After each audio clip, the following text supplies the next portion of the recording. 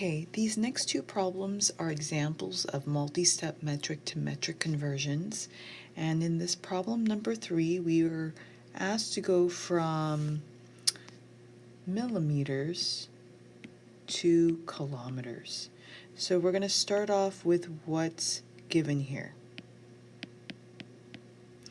We have 3.46 times 10 to the 13th millimeters.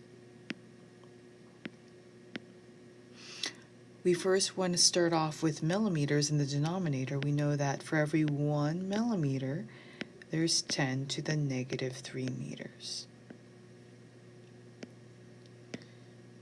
And we also know that there's 10 to the 3 meters in 1 kilometer. You don't have to use your calculator for this. If you don't use your calculator, this is how you would go about solving this using your exponent rules. We would have 3.46 times 10 to the 13th times 10 to the negative 3 times 10 to the negative 3. Right? If we raise this 10 to the 3 to the numerator, becomes 10 to the negative 3. Meters cancels out, millimeters will cancel out, and our units in the end would be kilometers. So if we use our exponent rules, this will end up being 10 to the 7th. So our answer is 3.46 times 10 to the 7th kilometers.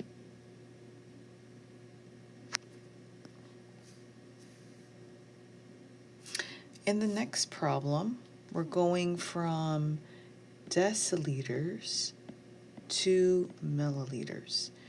We start off with what's given. So we have 1.2 times 10 to the 6 deciliters. We know that in 1 deciliter, there's 10 to the negative 1 liters.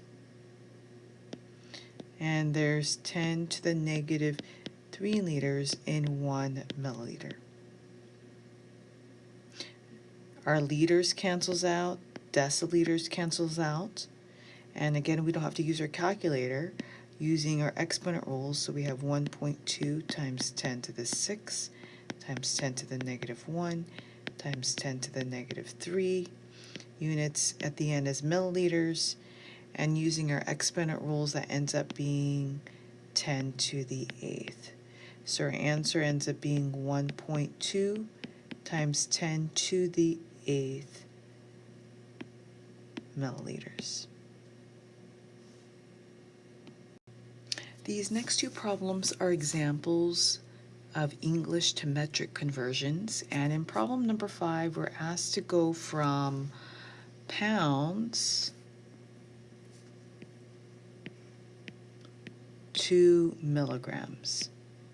And I'm going to give you some important information necessary to make this conversion.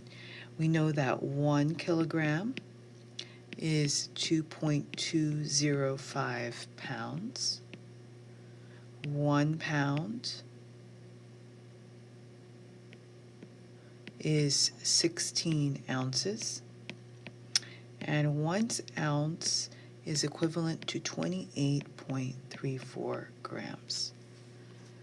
And our route that we want to take in solving this problem is we want to go from pounds to ounces to grams and then to milligrams, given the piece of information that we're given. So we start off with what's given always. We have 32 pounds. And now we want to go from pounds to ounces. So how do we go from pounds to ounces? We know that for every 1 pound, there's 16 ounces. And now we want to go from ounces to grams. For every 1 ounce, we have 28.34 grams. And then we want to go from grams to milligrams. We have 10 to the negative 3 grams is 1 milligram. Our grams cancels out, ounces cancels out, and pounds cancels out. And when you plug this in your calculator, it should be 1.5 times 10 to the 7th milligrams. This should be reported to two significant figures. In the next problem, we're going from yards to kilometers. And I'm going to give you, again, additional information that's available through your conversion factor worksheet, which is on the handout section of Blackboard. We have 1 yard is equal to 3 feet. 1 mile is 5,280 feet. And 1 mile is 1.61 kilometers. And the pathway that we're going to take in solving this is we want to go from yards to feet to miles to kilometer. We start off with what's given.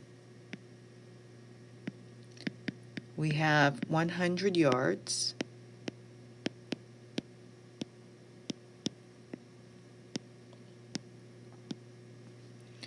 And we know that 1 yard is equivalent to 3 feet.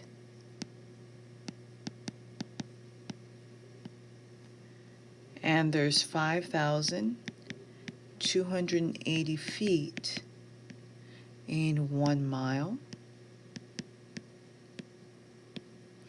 And in 1 mile, there is 1.61 kilometers. Miles cancels out, feet cancels out, and yards cancels out.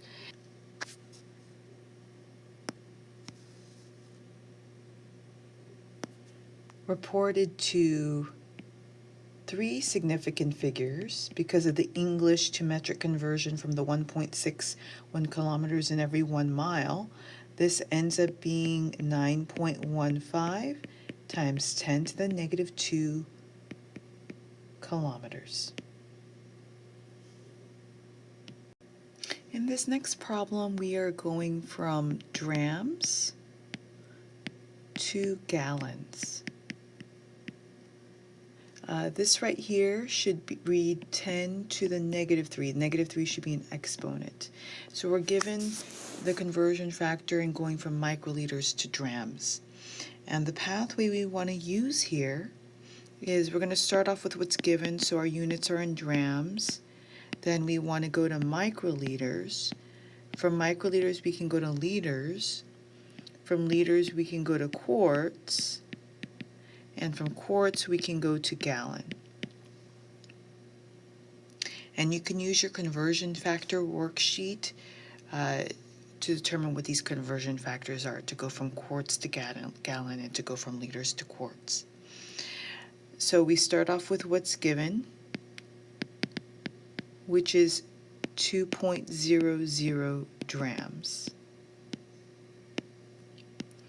And we're going to go from drams to microliter. For every 1 dram, we have 3.6967 times 10 to the negative 3 microliters.